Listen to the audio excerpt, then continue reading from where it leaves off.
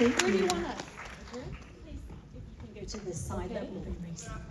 I like that there's a table in case we get really thirsty in the next Right. 2 seconds. You guys are so kind. We've been so well treated here. Oh, I'm so happy to hear that because, you know, we're all thrilled to have you both here tonight. And I've heard that it was quite important for you, Blake, to take part in this specific event here in Copenhagen. Why was that? Oh, you know, I love it here. And I was like, well, if I'm going to have to travel and promote this movie, why don't we do it places that I love? But I haven't been here in about probably 10 years. But when I came before, I did all the things that you guys might roll your eyes at. Like, it was very, I went to Tivoli Gardens and I took a bike ride everywhere and ate everything I could possibly eat. And there were sand sculptures along the water then. It was during Eurovision, so I was like in the middle of the chaos. And I went to Noma and they fed me ants, and that was crazy. And the shrimp, this was crazy. This was a hostile act. I actually say something hostile happened there, which they give you the shrimp, and then you go to it's on ice, and you go to take a bite of it, and then it starts like moving, like breakdancing, like in your mouth. And then like they're giggling, and it's because when they're frozen, they look like they're dead, but they're actually just like asleep. And then so you have the moment of like, am I gonna bite this shrimp's head off, or am I gonna let it live another day? And then they have this brown butter mayonnaise that's amazing. So you're like, I think I need to bite its head, but then I didn't. I couldn't do it. We'll try and find some I had to for come you here then. to relive that and Well, not do that. we're not going to make you do anything like that tonight. But I have a shrimp for you to know. Can you imagine? This is like a... So, Isabella, this is your big screen debut, and last night you were at the premiere in London, and now you're in Copenhagen for this gala event. This is all really happening for you right now. Yeah. How does that feel? I don't know. I don't know. It's so surreal. It's also my first time ever in Copenhagen and in Denmark in general, so this is a really cool way to enter the city. Thank you, guys. I'm so grateful for this whole, just like all of these premieres in the press and everything, and Blake has been literally the best friend I could ever ask for on this whole trip and journey. I don't know, blah, blah, blah. But I understand that Blake has been somewhat of a mentor for you during this whole process. Yeah. What are some of the key takeaways? She has been like such a love and supporter and rock and friend and like incredible. Like I'll get credit for stuff because whatever, I'm older. But like no, her grace and her elegance and her fortitude and her kindness and her spirit, like she's been as significant to me as I could ever be to her. thank you. I have to say, I'm having a surreal moment. I know you haven't asked me this, but don't hand me a microphone. I'm super shy, but if you get me on a stage and hand me a microphone, I'll just say too much. Like, I was talking about like biting a shrimp's head off a second ago. Oh, no, this is so awful. I'm gonna regret all of this later. So I'm just gonna keep talking. But like 2 months ago, we got to show the movie for the first time to people, to an audience, and we got to show it to about 3,000 fans in Dallas for this book event that Colleen Hoover was holding. And I'm always of the mindset of like, let's show it to the most critical people first, like the people who are diehard book fans, because then you want to make sure that you're servicing the people who are most passionate about it. And Isabella at this point was still working at a restaurant in Brooklyn, and Colleen called her and she was like, you gotta come to the screening. She's like, I can't get my shift covered. She's like, get on a plane, come now. And so she like left from the restaurant with like I don't know. I didn't even make it to the restaurant that day. Oh, you didn't? I know, I literally went from home and I just had to call them and say, I am not coming to work this That's weekend. like a scene from a movie in itself. Yeah, don't It go was on very- Twitter. yeah. Don't look at Instagram. She's just sick right now. Don't see photos of her. Yeah, at they're this like, what are you major doing? event. I'm like, nothing. But Absolutely now to be here in this like gorgeous gown here, we're celebrating it with you guys. And tonight is the actual opening day for us in the States too. So we're really like so exciting. Yeah, this is a real birthday. Happy birthday.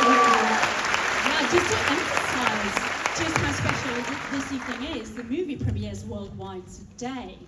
And it has partially been inspired, the story has partially been inspired by the author Colleen Hoover's mother, who actually left an abusive relationship when Colleen Hoover was a young girl. So, Blake, what resonated with you in Lily's story that made you want to play the part and produce the movie? Well, I think that what's what was most significant to me is I've been doing this for 20 years, and I'm either given the opportunity to play a woman who has levity and light and joy and humor, or a woman who's in love and there's a lightness to that, or a woman who experiences deep trauma and pain and sadness. But really those are sort of separated and parsed out into different women and what's most palatable for the audience, whether it's a character, or usually that's in service of a man. So to have a woman who can experience lightness and love and levity and joy and all her dreams coming true, and her future and her past and her present, but also experience the deepest wells of pain and trauma, that you don't get opportunities to play a woman of such multitudes. And so to be able to tell her story is hugely significant, and I feel very protective of her and her story. And this is a film that covers a lot of things, from first love to being an entrepreneur and opening your first shop and having all your dreams come true, to falling in love, to finding a new best friend, to domestic violence, which you don't hear all of those things in one place. But you know, this isn't a story, this isn't a love story, this isn't a love triangle, and this isn't a film about domestic violence.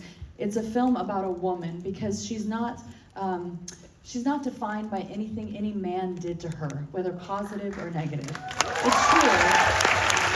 Happened to her, or events that happened to her. It's not her identity, and that's not to minimize that. She is a survivor and she is a victim, but it's not her identity, and that's critical to convey that, because when it's not your identity, when it's something that happened to you but not who you are, you can change that. And you may not know right away, or you may get lost, but this movie is not about the men in her life or anything anyone did to her or has done to her or ever will do. It's a story about a woman who's multifaceted, and the messiness of the human experience, and in her case, the female experience.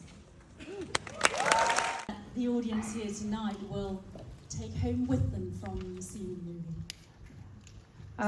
I hope you guys, whether or not you've read the book, if this is your first time watching this, or if you've read it before, I hope you feel the love that I put into this, and especially that this woman here put into this. She's put so much hard work into this movie, and I hope you see how much it pays off, because I really think this movie is life-changing, and whether or not you know the story or not, it, I think, will resonate with anybody, or will make someone empathize with at least some part of it. It's just a truly moving project to have been a part of. So yeah, thank you. Yeah.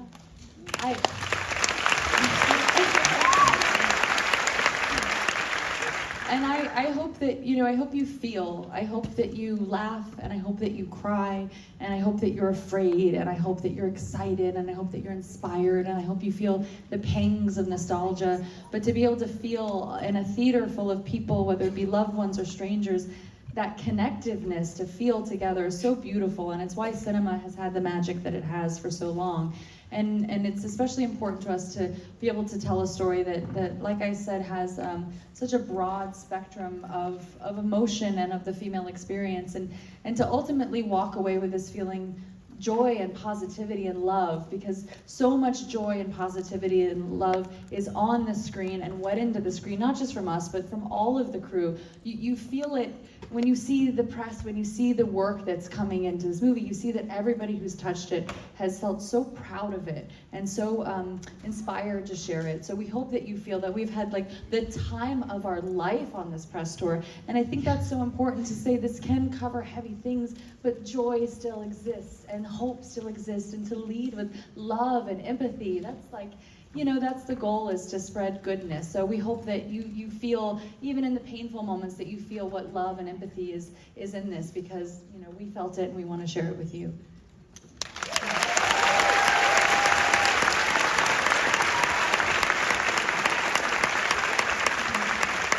Well, ladies, I think I speak for everyone when I say you definitely brought joy and positivity and empathy to this stage, and in a moment we will see you do your magic on the big screen. Thank you so much for being here at this event tonight. Let's hear it for Isabela Ferrer.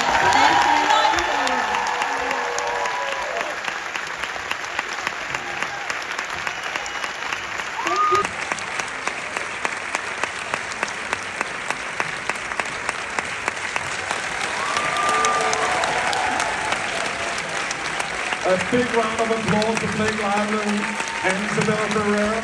Thank you so much for coming. Really happy to have you here.